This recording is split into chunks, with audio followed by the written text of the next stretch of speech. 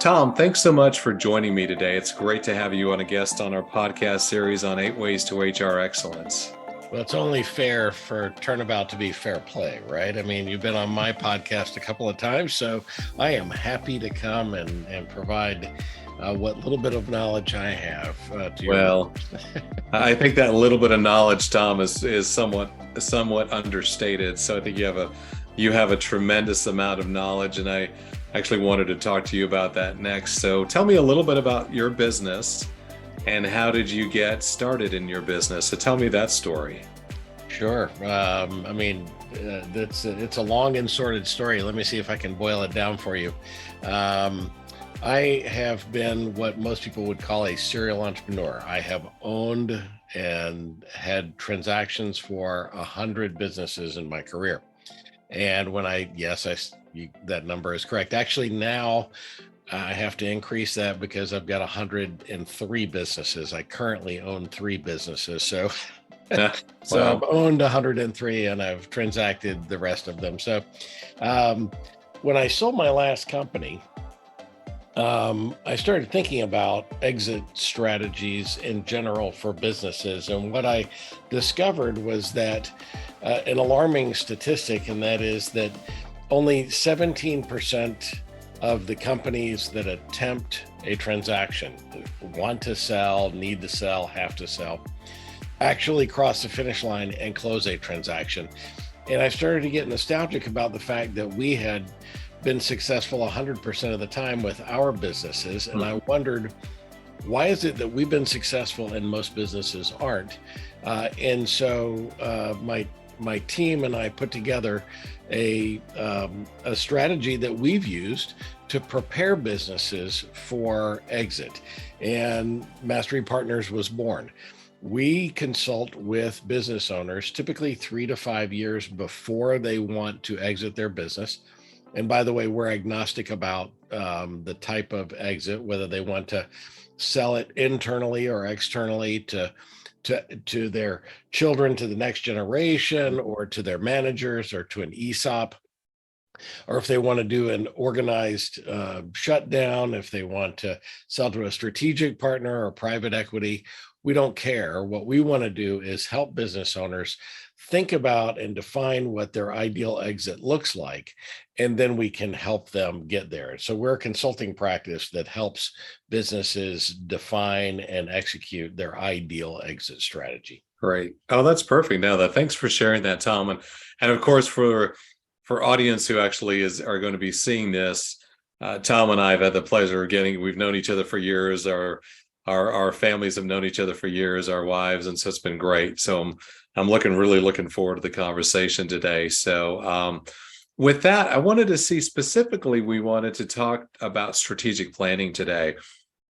And I wanted to understand, Tom, so if you could define, I know there's probably thousands of business books around the strategic planning and this process itself, but if you can try to distill that down to a couple of sentences, or in your words, of course, how would you define the process of strategic planning for our audience?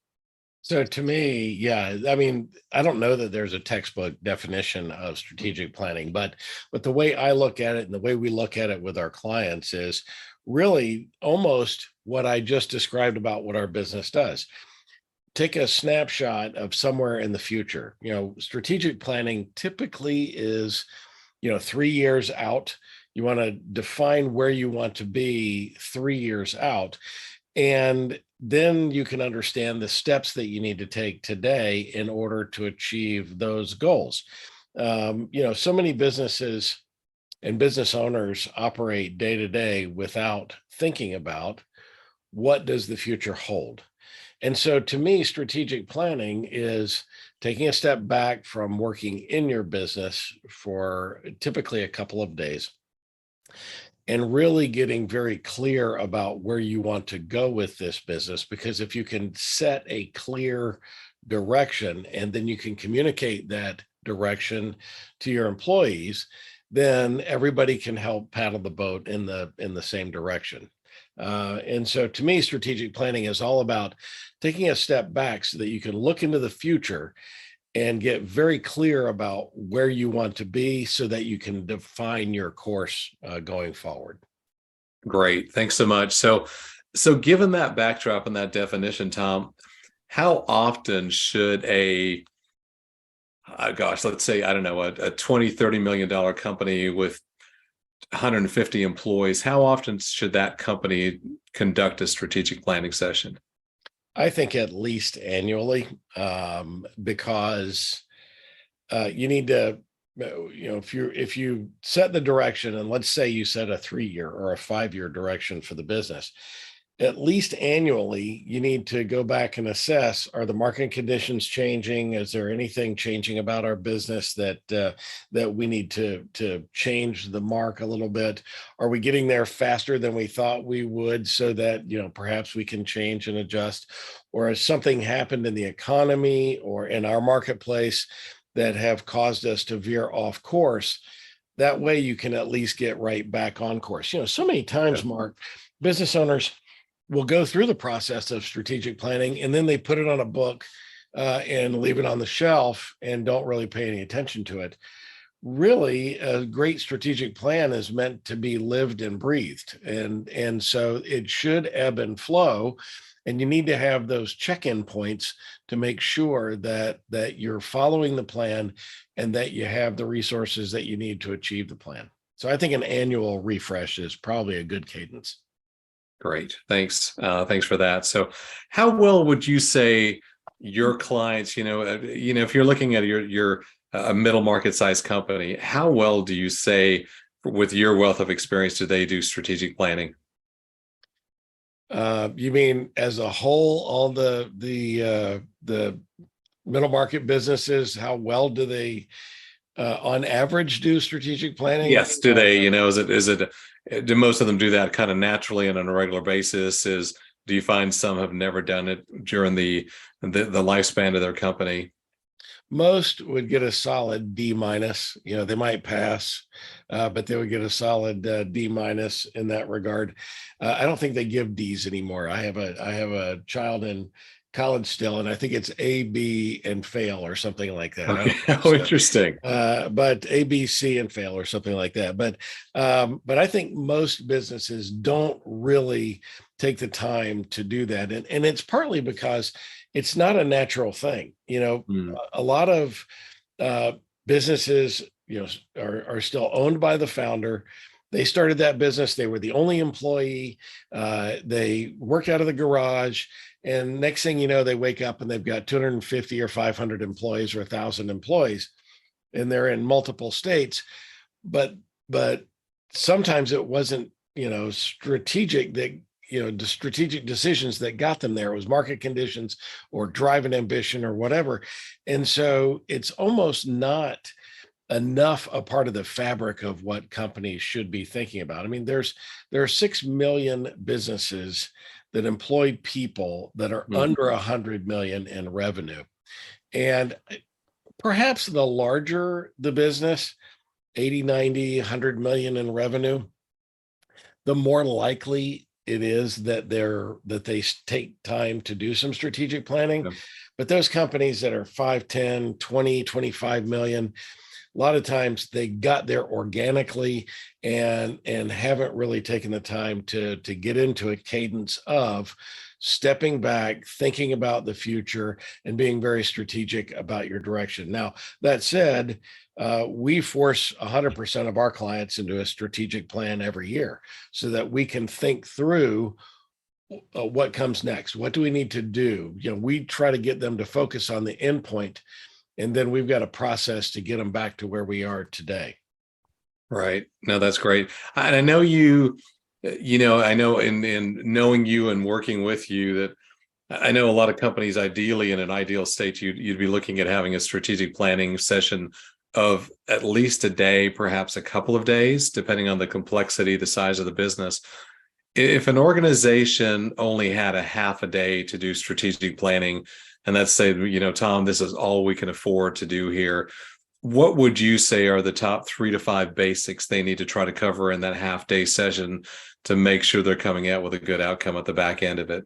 Well, how ironic. You just sat through a half day I did. strategic planning session that I facilitated this weekend for an organization. They're a volunteer organization, and so therefore, they don't have the ability to take 2 or 3 days and go out and be strategic and think.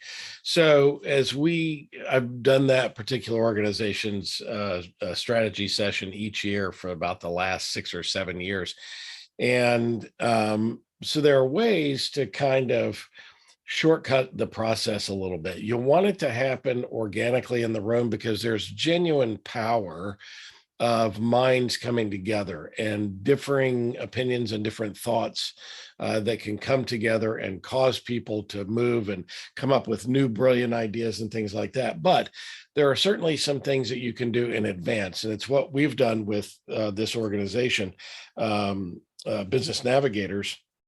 It's a local strategic or servant leadership organization. So we poll the members in advance. We poll the leadership team in advance, and we ask them questions about the future. We ask them, what are the most important things that we can accomplish? And some of these are questions that if you had 2 or 3 days, you'd show up day one and you'd start talking about those ideas and let them happen organically. But if you've only got a short amount of time, you need to get answers to that in advance. What does our SWOT analysis look like? Our strengths, weaknesses, opportunities, and threats.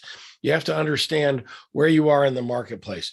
What is something that we can accomplish or that we should accomplish in the next year? If I think 3 years down the road, where do we want to be? What target do we want to be at? Now, when I do facilitate some like that, you get a wide variety of answers to a survey like that, but then you try to harmonize and distill it, bring it together so that as a team in a half a day, you can focus on the 2 or 3 most important things that will move the needle for the organization, or in this case, for the business, right? Right. And what is it that we want to accomplish? If you walk in the door knowing that you've already got 2 or 3 things, then you can very quickly hone in on those things and start making strategies and plans. Okay, great. Thank you. So given that and given the size of the companies, I know that some of them, that the companies you work with, Tom, and that I work with occasionally, it's, they don't have a really big leadership team. So my next question is, who is critical to be involved in the strategic planning session to make sure you have enough of you have a good facet of the organization that can be involved in that process from the multiple disciplines within a business? What would you say if it's a company that's 100 people and that has a leadership team of X amount? What would you say are some of the mandatory people that actually need to be in the strategic planning session to make sure it's productive? I think it's the key leaders of your revenue centers, the key leaders of your operations centers. So let's say, as a great example, a software company, you want people there from your product development, from your help desk, support. You want leaders in sales and marketing, and you certainly need executive leadership. The chief financial officer, the CEO. Don't leave out HR, because HR is an important piece of planning. And a lot of people do that. You already know this because you and I have talked about this a lot. A lot of small companies leave HR out of that leadership circle. And it's really important to include HR, because that encompasses the whole company, right? And so, so I think that wherever your key operation centers are, and absolutely you have to include your key revenue centers. Wherever you're generating the most revenue, you've got to include the key people out of that. Now, it can get unwieldy. The strategic planning session that we had this weekend had 25 people on the list, because they were all committee chairs and board members and things like that. But you want to keep it a small enough manageable group, but it's got to touch the entire company. And together you can think about decisions we make for the future of the product that we're making, if we're making a product or developing software or whatever. Well, we've got to have the entire team behind it. If we make a change to software, we've got to get our help desk behind it. We've got to get our sales and marketing team behind it, and this gives an opportunity to get everybody rowing the ship in the same direction. One of the common analogies that I use with our clients is if you haven't set the direction, if you haven't gone up to the bridge and pointed to the direction that we're going, see that dot on the land, that's where we're heading. Everybody's still rowing as fast as they can, but they're all rowing in different directions. And so I like to say, stop. Here's where we're going. And now everybody pull in the same direction. And it's amazing how much faster the boat gets to where it needs to go. Right. And so to me, a strategic planning session, because strategy encompasses everybody, now you've got buy-in of all of the departments if you include all the people. If, the other side of the equation is a lot of times I see a CEO and one or two very close advisors set the strategy, and then sometimes it fails miserably on implementation because it was really developed in a vacuum and nobody's bought into whatever it is that the outcome is supposed to be.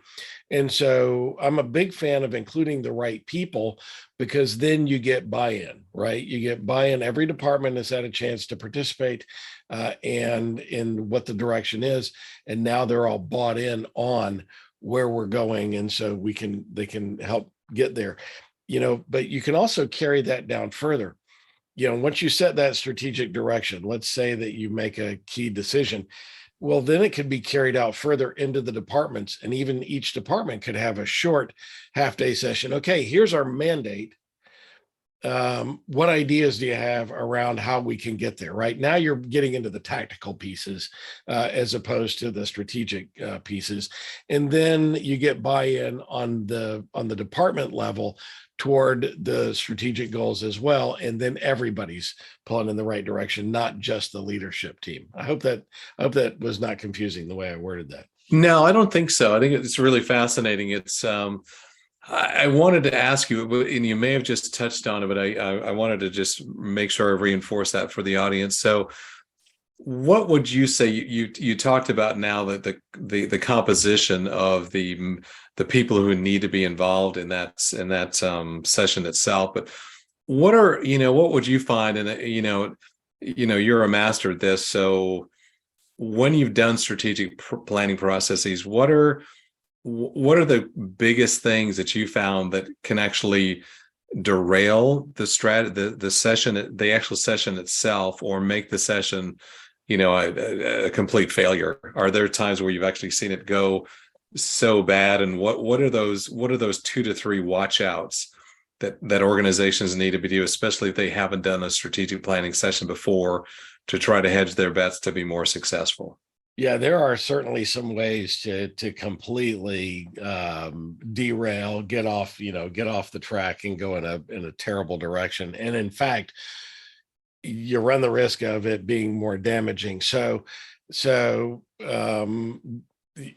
that includes things like naysayers, people who are in the room who are, every time someone comes up with an idea, oh, we already tried that. Or, it's every idea has to be valid. We don't have to validate the idea, but every idea is valid, because genuinely in a session like this, someone will come up with an idea, and it might be a harebrained, something that is never going to happen, but it spurs an idea across the room with somebody that suddenly an idea starts taking shape. And 20 minutes later, through discussion, you take this, what appeared to be a crazy idea, and turned it into something that is executable and manageable and measurable, and has a great chance of success. But a lot of times that creativity gets completely derailed when people are just shouting each other down or not paying attention, not having one conversation in the room. And so I like to say, look, no judgment on anything that happens in here. Let's just talk openly and freely, and then we'll figure out where to go. And another thing that can derail it, and I've seen this happen frequently, is if you lose focus, right? If you have a big unwieldy group like we had on Saturday, Right. which, I mean, it's not an unwieldy group. These are all great people. They're all servant leaders, but sometimes suddenly people get into sidebar conversations and they're not paying attention to what we're trying to solve. And there needs to be somebody in the room who can stop that and get everybody focused, because when those things happen, you could lose a great opportunity to really spur some great creativity and get some problem solving going on when people get distracted. So distractions are a problem. Naysayers are a problem. Or coming into it. Here's probably the biggest thing, Mark, coming into it with an attitude of, well, this is going to be a waste of my time, or right, or we're going to, here we go again. We're going to waste a day, and then we're not going to do anything. I had a conversation with a prospective client even just this morning, who said his business had made it to the Inc. 5000 3 times in a row. And he said to me, he said, yeah, this is the last year we'll be able to do that, because it's just getting out of reach. Because, as the company gets bigger and it's really all based on percentages, that it's going to be hard. And I just said, hold on one second. And if I could react to that, I said, if you believe that you can't, then you're right. So why try? True. Right? Yeah, so true. So everybody's got to come in with an open mind and realize that we can change the world in one day or a half a day and change the outcome. And I don't know if this gets too far. You can stop me if you prefer, but I can give a couple of examples of outcomes that were astonishing after strategic planning session. Would that be? No, that would be great. It would be great, because we're going to wind down the questions here in just a couple of minutes. So I'd love to get your thoughts on what are some of the results and the outcomes of the sessions you've been part of. Oh, sure. I think back to clients that we've done work with, and when they sit down to do this strategic planning, there's always a little bit of a edge of doubt, and are we going to be able to achieve this? And you start thinking about, but then you start, if a strategy session is conducted properly, you can get all the way down to tactics, and really think about what are those key things that we need to do, and what do we need to change? What are the things we need to monitor? What are the KPIs, the key performance indicators we need to look at? And I've got a great example of a client that as we started drilling into why our revenue was not growing as rapidly as it should have, and we just started asking questions, suddenly the light bulbs start coming on, and the leadership team started realizing, oh, well, we're not measuring this. We're not paying any attention to it. And when it was just one of the key drivers in their business, just a key metric, but so many times people don't measure those KPIs. And so in this particular case, they started measuring that KPI, and guess what? It started changing. Instead of our average job being this size, suddenly it started growing, right? Until suddenly, a year later, they've grown at 50%. And then the year after that, they grew another 40%. And then the year after that, they grew another 40%. But it's because, as a result of the strategic planning session, they're paying attention to the right things. And they always worked hard. They've always had an incredible company, but if you want to grow, then you've got to pay attention to certain things, and they figured it out. And that's different for every company, by the way. but they figured out through just thinking through the whole strategy what those KPIs are, started measuring them, and then improvement started. And so that's really what charges me up about helping companies. It's not the result that we get then, it's looking back a year later and going, wow, look at what we were able to accomplish because we set a goal, we set a target, and we're moving in the right direction. Because, as the Cheshire Cat would say, if you don't know where you're going, any road will take you there. Well, that's a terrible way to manage a business. Figure out where you're going and then drive with intent to where you want to be. And the way to do that is with strategic planning.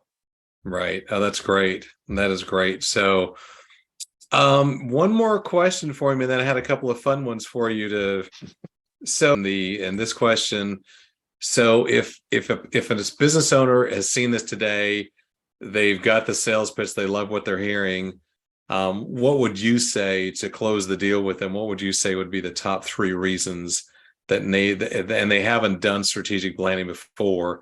What would you say are the top 3 reasons they need to start doing it now? Oh boy.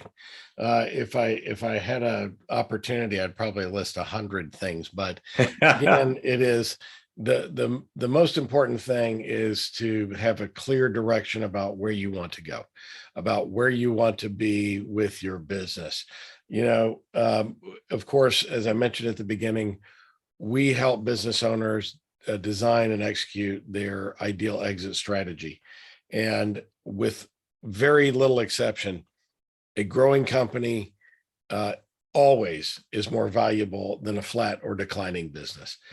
And so it really helps you step away, get very focused on the future. It helps you, number one. Number two, it helps get the whole team moving in the right direction. And number three, it gives you some ways to measure your success. And so to me, those are the clear walkaways from doing a strategic plan. And I would be happy to talk with any of your listeners about what does that look like and how do you pull it off? Because there's a lot of books out there on strategic planning that you can go out and DIY it if you want. Right. The point is you've got to go do it. You've got to go do it. Set aside to do it. Yeah, that's huge. It's this conversation has been hugely insightful, Tom. It's like you got such a wealth of knowledge. And the other thing too, knowing your background, you haven't been a consultant your entire life. You've actually been in large, successful organizations. You've been in middle market organizations, and you've helped to continue to grow them. So you've continued to actually. You've been much more of a practitioner sitting in the top seat for years, and now you've decided to share some of the wealth of knowledge with others in your consulting practice. So with that, let's finish up and have a couple of let me throw a couple of fun ones at you. I know, Tom, that you are a voracious reader. Yes. So what would you say? And I'm only going to give you 3. Again, this will be the tough thing for you. The three business books or books in general that have had the most impact on yourself, and why? Oh, golly! Only 3, sir. So when you say that I'm a voracious reader, your audience doesn't know me yet, but I read 40 or 50 books a year, right? So the business books that have had the most impact on me, I'm going to have to say the most profound one, at least in recent times, right? And because I only stumbled onto this series probably 2 years ago, but I've reread the books many times, is You're a Badass by Jen Sincero. And it's all about, getting at the mental blockers that we put up that keep us from achieving the results that we want to achieve. When there are no real roadblocks, we create those roadblocks in our mind, and it's about knocking those down a brilliant series. I have read that book over and over and over, and love it. And Hmm. I give it away as gifts, and I think it's just hugely beneficial to anybody in any walk of life.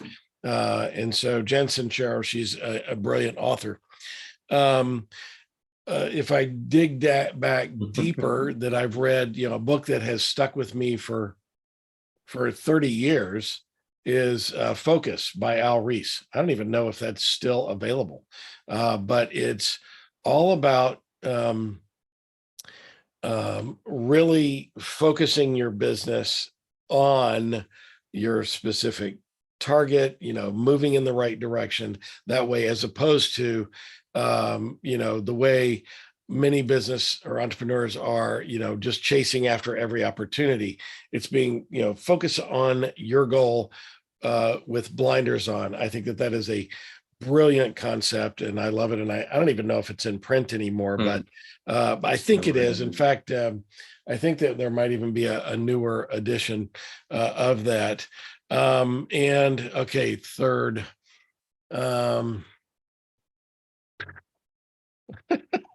Could I cheat and call it one of my books?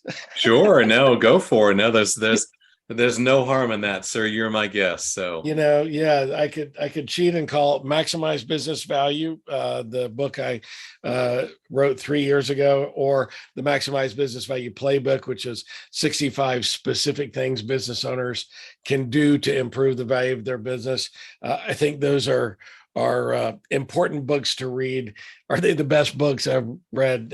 If I was being completely honest with you, I'd have to say no, but they are important books for business owners to read. no, and I personally love the playbook too, because it really is. It's a playbook. Yeah, It's and it's very simple, it's yeah, short vignettes about the immediate actions you can take to improve your business and improve its value. yeah, it's got 65 chapters, and no chapter. I think the longest chapter is like 4 pages. Yeah. Yeah. And so I think somewhere in here I talk about how to read this book, and it's not meant to be read cover to cover. It's, if you got a problem in finance, we'll go to the finance section and read these 6 chapters, right? And that kind of thing. So that's the way the book was designed, and that just came out a couple weeks ago. Yeah, no, that's great. No, it's really a great book. So I highly endorse Tom's book also.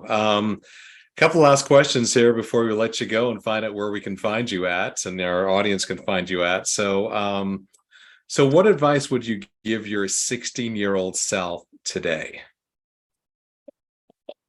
You're killing me. Don't be so arrogant. I know there's lots of things you'd like to share with yourself when you were 16 that you know now, Tom. Yeah, you don't know everything, and stop pretending like you do. And you're going to realize at some point how much you don't know, and you're going to start doing better on it. But don't be so hard on other people, and really don't waste time. Don't waste time. Time is a precious commodity, way more valuable than money. If I lose money and I still have time, I can make that money back, right? And so time is a precious commodity. I think those are the 3 most important things that I would tell my 16-year-old self. Great. And how about and I know you're a really good musician yourself, and you've got a very musical family. So favorite 80s band? Oh, that's easy. Devo. There you go. I was alternative. Of course, Devo now, as I go back and listen to some of that music, they were avant-garde. They were out there, right? And they're not remotely out there, by today's standards, but I mean, I was a DJ in the 80s, and so I could list off any number, but Devo changed my life. So Wow. love their music. Oh, that's great. So how can people find you? Where can they find you online, or how do they get in touch with you to talk to you a little bit more if some of the things we've talked about today they found them pretty intriguing, they want to talk more with you? Super easy on LinkedIn. It's just Tom Bronson, Bronson. You can find me at Mastery Partners. It's master with a Y, masterypartners.com. In fact, on our website, there is a button you can click and schedule a call directly with me. So you can do that right on that website. Otherwise, any one of our other businesses, the Business Transition Summit, you can find me there as well, and Mastery Mergers and Acquisitions available there. But yeah, and right on our website, by the way, so people don't have to write it down now. If you go to masterypartners.com, my cell phone is right there too. You can call my cell. Okay, that sounds great. Well, again, Tom, thank you so much. I've learned several things today, and we've known each other for over 20 years. And this has been a really, really good session with you. Appreciate your time. And I look forward I love to hear about your business growth, and I love to see how you're helping our audience and business owners to maximize the value of their business. That's awesome to hear. So thank you so much again for your time, Tom, and for all of our audience out there. We'll look forward to talking to you in the near future. Thanks so much. Bye-bye. You want to grow your business, but people issues are getting in the way. Managing the people side of your business is complex and can feel overwhelming. Does this sound familiar? At HR Catalyst, people strategy is our business. We create and implement a people strategy with you so you can get back to growing your business. HR Catalyst was founded in 2013 with the goal of bringing the best-in-class HR practices to small and middle market companies. We are your outsourced strategic people experts. We help you solve the people issues in your business that are slowing you down. If you have HR concerns, you can schedule a complimentary call on our website at hrcatalystconsulting.com.